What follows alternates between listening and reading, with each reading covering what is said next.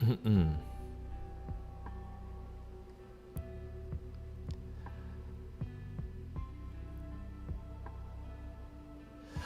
Так, друзья, я вас всех приветствую. В общем, я сейчас нахожусь не в прямом эфире. Я сейчас попробую сделать серию уроков по картам Таро.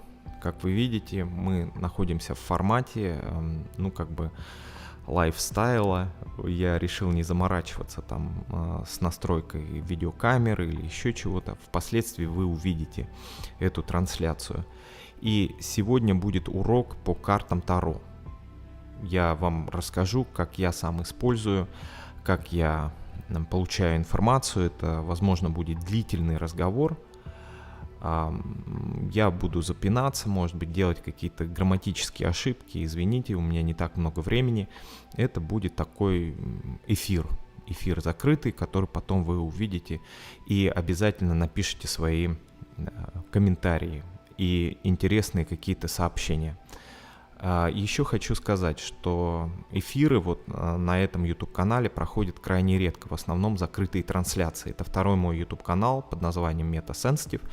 Первый канал называется «Метасмыслы», поэтому если вы натолкнулись на этот YouTube-канал, то вы меня можете увидеть на втором моем YouTube-канале под названием «Метасмыслы», где мы разговариваем, также общаемся, также провожу эфиры, трансляции, все остальное. Перед тем, как я начну, хотел бы вас тоже попросить о поддержке, потому что такие темы, они, как правило, не поддерживаются нашим обществом. И, как правило, ваши комментарии, ваши лайки, возможные донаты, что случается крайне редко, будут вдохновлять на очередную серию, чтобы вы могли видеть и как бы дальше познавать этот мир, волшебный мир, в котором мы живем. Перед тем, как я начну рассказывать, я хочу сказать, дать такие базовые какие-то знания по поводу, как это вообще работает, каким образом это работает. То, что показывает мне моя практика, в принципе, и нумерология, и карты Таро, и вообще получение любой информации работает по одной и той же схеме. Мы живем в пространстве информационного определенного поля, в котором уже так или иначе все прописано. Как я и говорил, по системе MetaSensitive объяснял, как я это объясняю, почему все прописано и почему все-таки мы имеем какой-то выбор, куда идти, куда не идти и так далее, и так далее.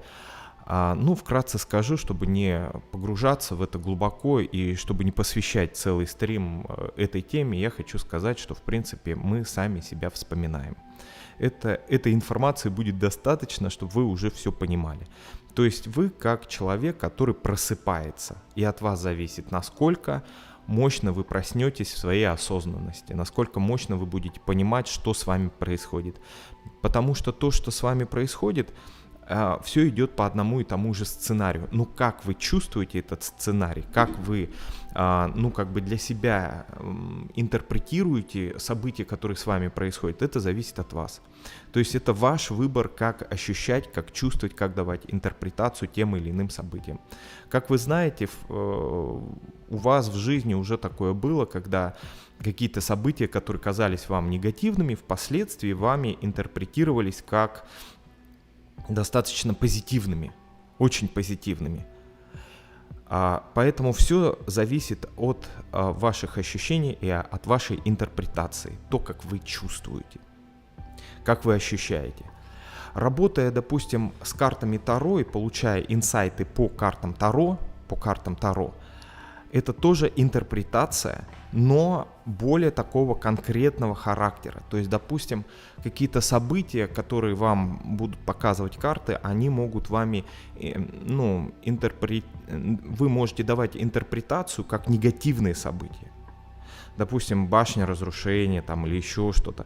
Но впоследствии вы увидите, что все-таки за вами остается выбор, как чувствовать жизнь. как входить с ней во взаимодействие. То есть, понимаете, поэтому карты — это не какая-то гильотина, которая говорит, вот у вас там негативные события или еще что-то. Я хочу вам привести в пример в моей жизни, когда я делал бизнес с недвижимостью, и перед тем, как купить недвижимость под сдачу, это в отеле было и есть, я спрашивал карты, ну, как бы, что будет, позитивный ли будет момент, не позитивный. И мне постоянно выпадало в моем раскладе это дама мечей. В принципе, ничего хорошего в этом нет. Это в большинстве случаев интерпретируется как такой враг, притом интеллектуал, на острие ножа, который будет с вами бороться, с которым можно входить в какие-то конфликты. И действительно, когда вот мы купили, и я приехал первый раз, а мы предупредили, что мы приезжаем, оказалось, что вот те комнаты, которые мы покупали, они заняты гостями. То есть приезжает покупатель, а там вот менеджер, значит, этого отеля, она уже сдала эти комнаты, и мы даже не можем как бы увидеть. И мы вошли в конфликт, сказали, выселяйте, переселяйте там и так далее.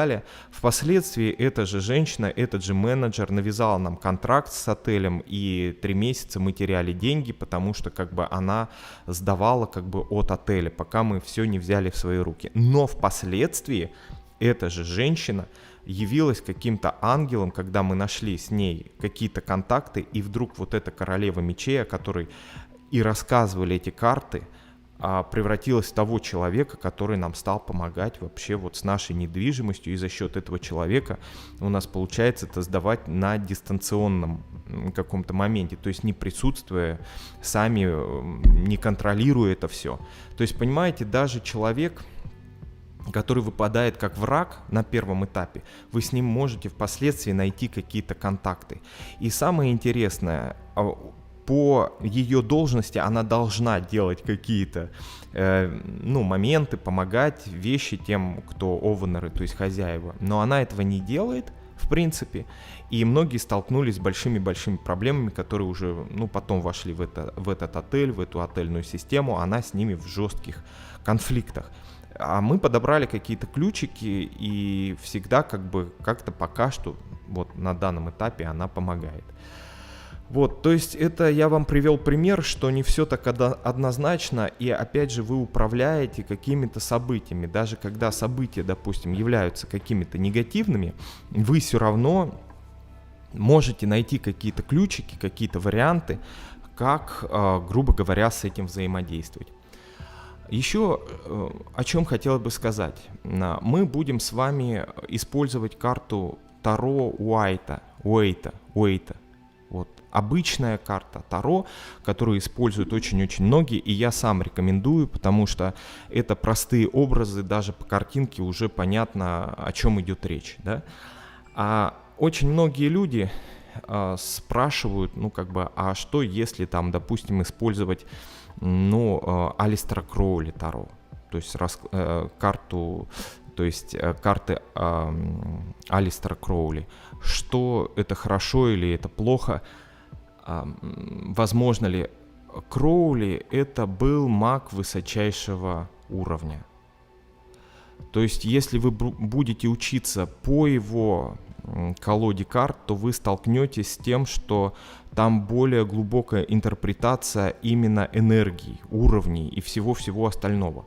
То есть это более глубинный разбор, и вы поймете, что не всегда вам этот разбор-то и нужен. То есть вы должны понимать, что когда люди приходили к Алистеру Кроули и, так скажем, спрашивали его о своей жизни, то эти люди, как правило, платили большие-большие деньги. И он делал в буквальном смысле, разбор более глубинного такого характера. То есть люди понимали, что ты второй раз к нему не придешь, третий не придешь. Тем более Алистер Кроули постоянно перемещался, он постоянно ездил, он жил все время в отелях в каких-то.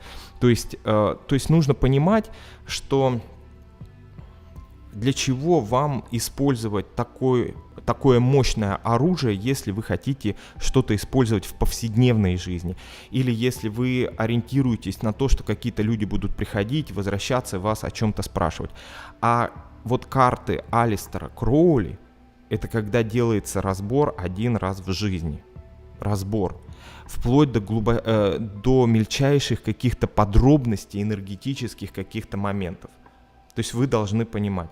Поэтому не надо стрелять по мухам из пушки. Это вот первый вам совет. Поэтому чем проще, тем лучше. Для начинающих, не начинающих, в зависимости, для чего вы это будете использовать.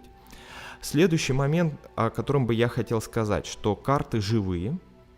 И когда вы включаетесь в какой-то поток в определенный, то вы должны для себя, понимать, что это живая структура.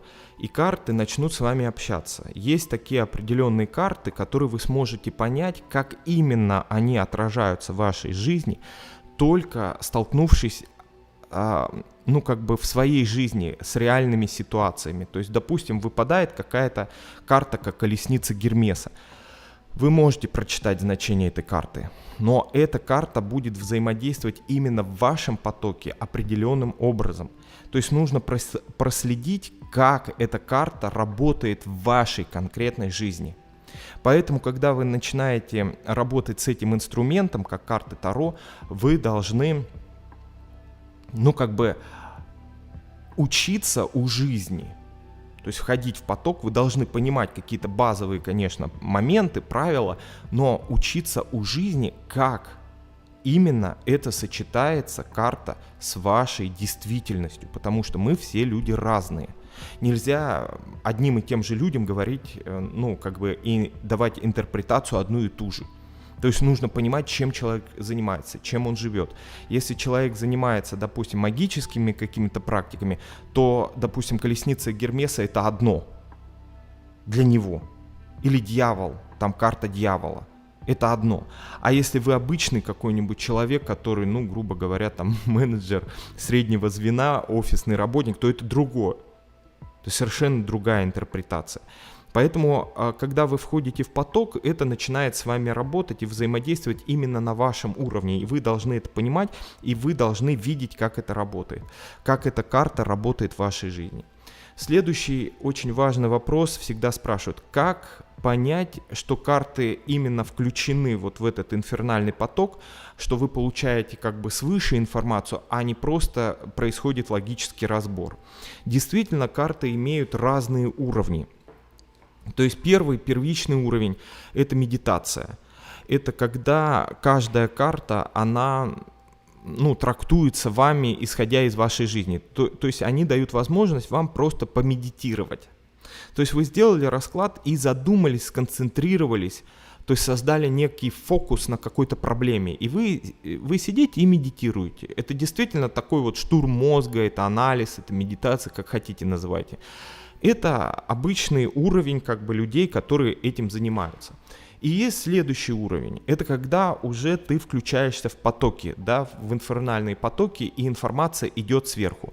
Вот как понять, что вы не медитируете? Это когда на одну и ту же ситуацию выпадают одни и те же карты практически, либо такие же аналоговые карты, и ситуация постоянно вырисовывается одна и та же.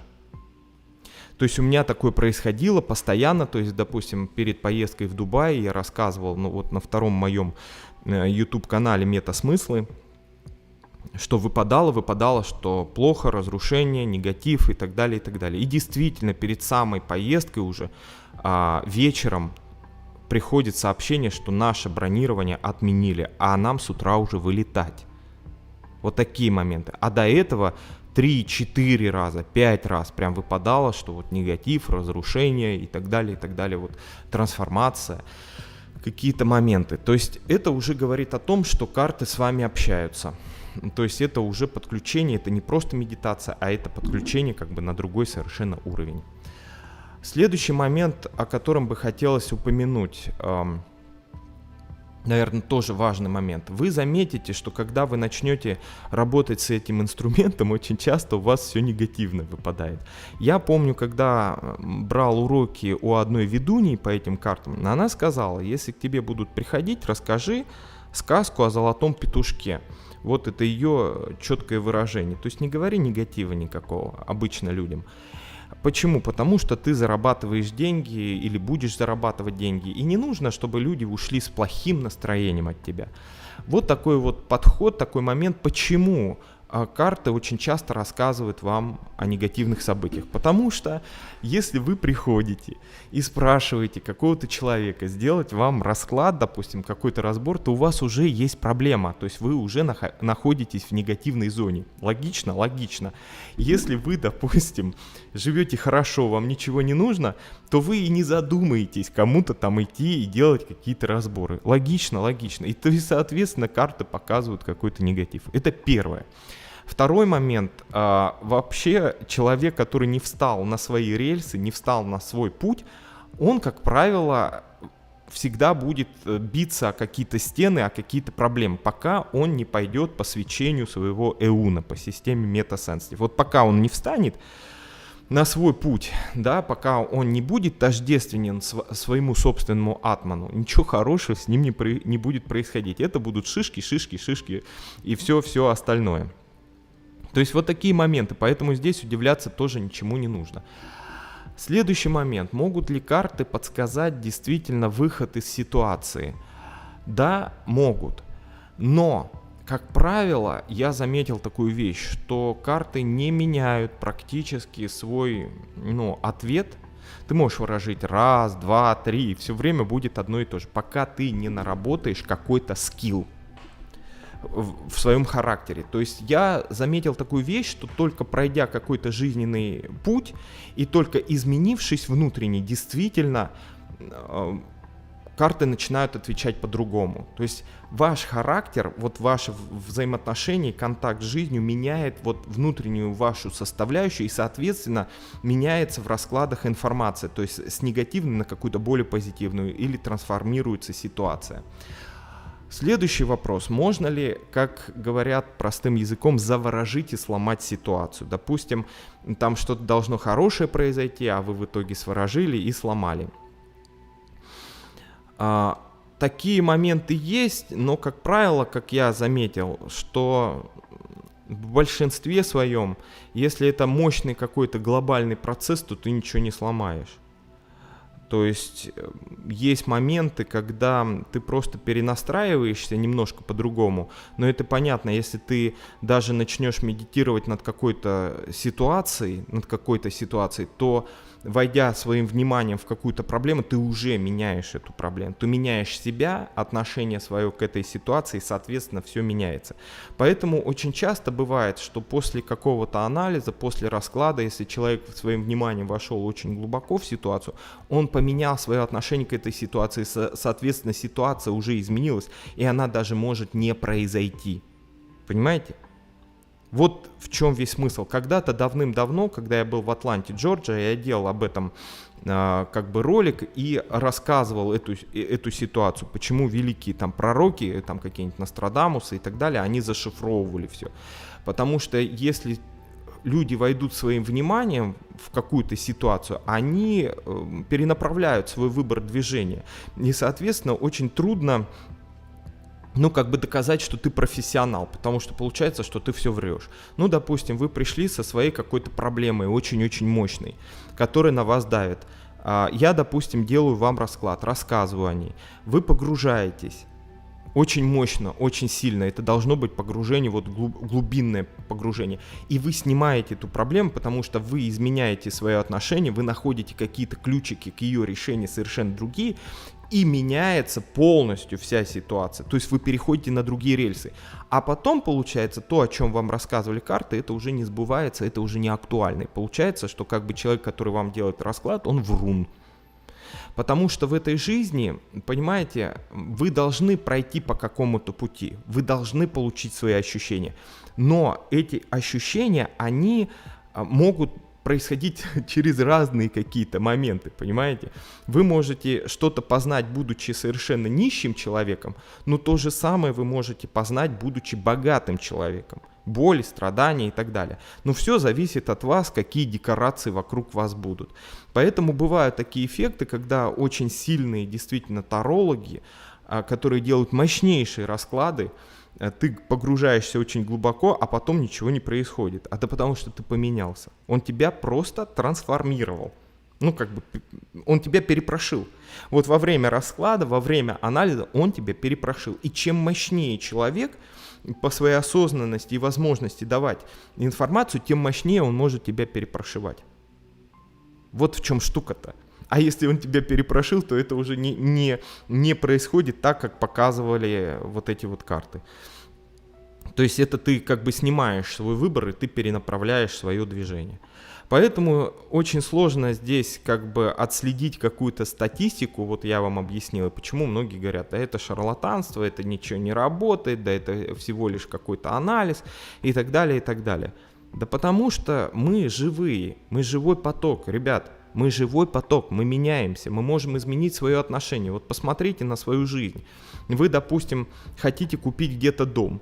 И прям вот вы все уже уверены, что вот именно в этой области, именно в этом городе вы хотите там дом, квартиру.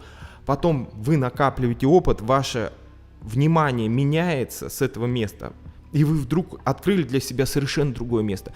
И вы уже этого не хотите. Понимаете? То есть цель купить дом осталась, но место, где вы хотели, уже изменилось. То есть декорации, они немножко поменялись. Но сама цель как бы осталась, да, грубо говоря. И таких вот моментов в вашей жизни очень-очень много. И если вы пришли, допустим, и говорите, вот я в Ростовской области хочу купить дом, куплю ли я? И вам карты показывают, какие там проблемы будут, какие моменты будут и так далее. И вы раз и изменили свое мнение, и, допустим, в Самарской области увидели, что там прекрасный дом. Значит ли это, что про Ростовскую область, про дом в Ростовской области, где карты сказали, что вы купите дом, что это вранье?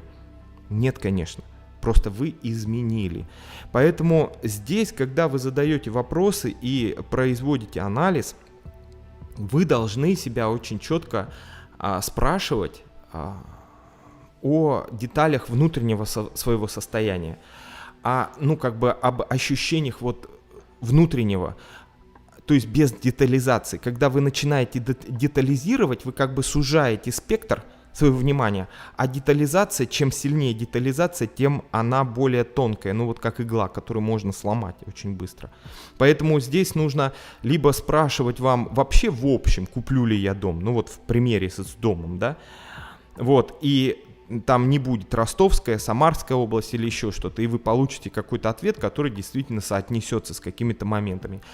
Либо, если вы детализируете, то вы должны понимать, что это один из вариантов, которые вам показали карты. И вполне возможно, если это негативный расклад, негативная интерпретация, вы после этой медитации взяли и изменили как бы свое отношение. То есть я объяснил вот такие базовые моменты.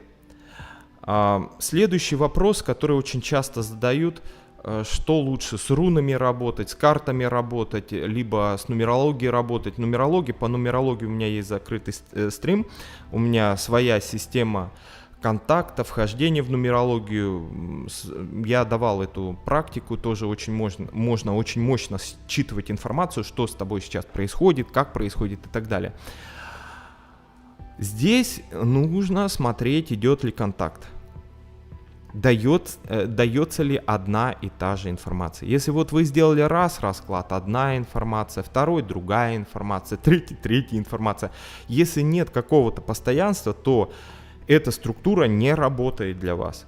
То есть вы должны увидеть постоянство. Что вот вы спрашиваете о чем-то, и вот оно вот одно и то же говорит. Либо хорошее, либо негативное. А не так, что один расклад одно, другой расклад другое, третий, четвертый. То есть если мы делаем расклад на какую-то мощную, проблему. То есть вот в этой части я сейчас вам объяснил подход к этой системе, как работать, как взаимодействовать, как открывать этот мир.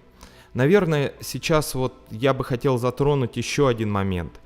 В христианской культуре говорится, что ворожба – это грех. Знаете, недавно сталкивался с одним человеком, достаточно умным, врач-кардиолог, и он сказал, что и медитация – грех. И когда я его спросил, а в чем же греховность медитации? Он говорит, через медитацию ты познаешь себя как Бога и впоследствии отрицаешь самого Бога.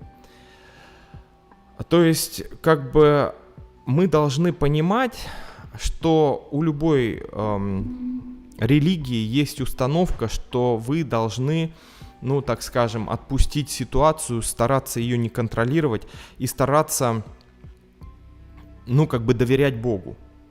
Доверять Богу.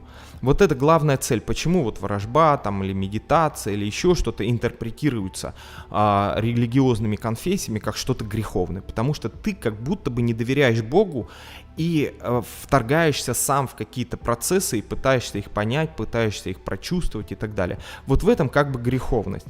Но по моему мнению, что человек истинно верующий, он верит в Бога. Он верит. И никакая медитация, никакие карты, никакие расклады, никакие анализы, они не сломят человека в его вере. Если у человека нет этой веры, если он изначально был с какой-то исключительностью внутри себя, то это было и до карт, и до каких-то медитаций. Он просто искал не Бога, он искал подтверждение своей суперисключительности. Понимаете? Ну вот. Но здесь, опять же, знаете, разговор как бы о слабости людей, что сильный человек, он действительно будет понимать, что бы он ни делал, он делает в Боге. Да? А слабый человек действительно может начать что-то делать, у него будет получаться, и там уже такая корона вырастает, и там такой человек прям сверхмощный, сверхсильный, который уже считает, я будущее предсказываю, вот знаете, вот такое вот что-то происходит, и там уже смотришь на человека, у него такое лицо, как брюква, он сидит весь напыженный такой, там свечи горят, коптят какие-то, ну вот, наверное, в большинстве своем вот в этом вся штука. И, конечно, этому человеку уже нужна перезагрузка, чтобы уйти, вернуться сюда обратно, уже как-то попроще к этому ко всему отнестись и начинать взаимодействовать. Поэтому выбирайте ту систему, которая, ну, как бы постоянно в своих ответах. Вот для меня это вот этот критерий. Нет постоянства в ответах вот на какую-то проблематику. Вы уже понимаете, что это вот так. Что не ваша система. Также и маятник то же самое. Если маятником работаете, раз спросили, он ответил «да». Второй раз спрашиваете «нет». Третий раз спрашиваете «да». И пошло-поехало, вот как бы нет определенности. И тоже проверяется маятник, что он на одну и ту же проблему должен отвечать, ну, как бы одинаково. Следующий момент, который тоже вот во вступительном нашем таком монологе, который бы я хотел затронуть, это момент, что не мужское это дело залазить, да, во все эти дела, что этим в основном женщины занимаются и так далее. Знаете, друзья, самые мощные маги и мистики это как раз мужчины. Если вы посмотрите, кто этим всем занимался в большинстве своем, там Джон Ди, да там Кроули, Папьюсы, Гурджиевы, кто это вообще? То в большинстве своем это мужчины. У них более мощный контакт, более мощный, более раскрытый. Я был сейчас недавно в Пуэрто-Рико, и мы разговаривали, и мне человек, который со мной был, он сказал, ты брухо. Ну, это у них маг там, да, и у них есть там бруха или бруха, там как-то они, я не сильно разбираюсь, вот, и у них считается вот в латинском мире, что женщина, она послабее, что мужчина, маг, вот, брухо, он сильнее женщины. Вот, хотя у женщин там, допустим, те проблемы, которые они решают по женской линии, у них получается, конечно, лучше, потому что они понимают вообще, о чем идет речь. То, что не всегда может понять, там, допустим, мужчина. То есть это я просто пересказываю, как бы, общение как бы с людьми, которые там были. И вот мы были, когда в Пуэрто-Рико, там встречались еще с парой людей, которые там что-то практикуют. И все вот повторили, что эль бруха, бруха, там вот женщина, которая занимается, это вот так, мужчина это вот так. Серьезные проблемы, ты идешь к мужчине, попроще там с семьей, там с детьми, это ты идешь к женщине. Вот какие-то такие моменты. Почему так происходит? Ну, потому что так устроен мир, что мужчины, они в отрыве, они ближе к небу, а женщина, она ближе к земле, к луне, вот к таким каким-то вещам. Ничего плохого в этом нет, но вот так это складывается. Поэтому выражение, что не мужское это дело, ну это как бы, грубо говоря, нужно посмотреть, а кто этим всем занимался. Кто вот эту колоду карт создавал, кто такой Кроули, кто и так далее. Кто это вообще такие, что это за люди, что это женщины. И, конечно, там, допустим, у Кроули была верная соратница, и у всех мощных мистиков, там, у Сальвадора Дали, его Гала, там, у всех мощных мистиков, как правило, рядом стоит женщина. Там, как у Ленина, там, Крупская, у Сальвадора Дали, там, это Гала его, у Кроули, там, тоже подруга жизни, которые вносили очень-очень мощный вклад, там, допустим, ту же колоду карт Кроули рисовала женщина, его близкий соратник, друг, товарищ и так далее, который его все время поддерживал. Вот так вот оно в этой реальности. Хотя, наверное, феминистически настроенные сейчас задумаются, и у вас есть шанс создать свою колоду карт чисто женскую. Хотя я вот вспоминаю, когда я был в Новом Орлеане, там очень мощная колдунья была, я сейчас забыл ее фамилию, я даже посещал ее могилу, очень мощная. Там с вудизмом, с вуду она там работала и так далее. У нее есть своя Мари, как-то вот я не помню, как ее звать, напишите в комментариях. Мари, что-то так вот, Мари. Я даже делал ролик, где она жила в ее доме в Новом Орлеане. Вот у нее есть своя все-таки колода карт тоже. Как ни крути, все-таки все это тоже существует. Но это так, шутки. Это было небольшое у меня вступление. Если вы поддержите данное начинание, мы дальше уже с вами поговорим по конкретике, по картам, по объяснениям, по соприкосновениям с жизнью, с ситуациями и со всем остальным. Как это взаимодействует, с чем это взаимодействуем, какие идут реакции и все остальное. В общем, друзья, еще раз хочу вам напомнить, это второй мой YouTube-канал.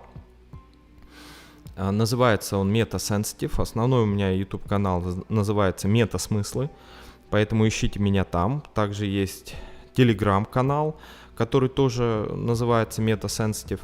Также есть Instagram и группа на ВК «Скрипучая дверь». Группа на ВК «Скрипучая дверь», так что добавляйтесь.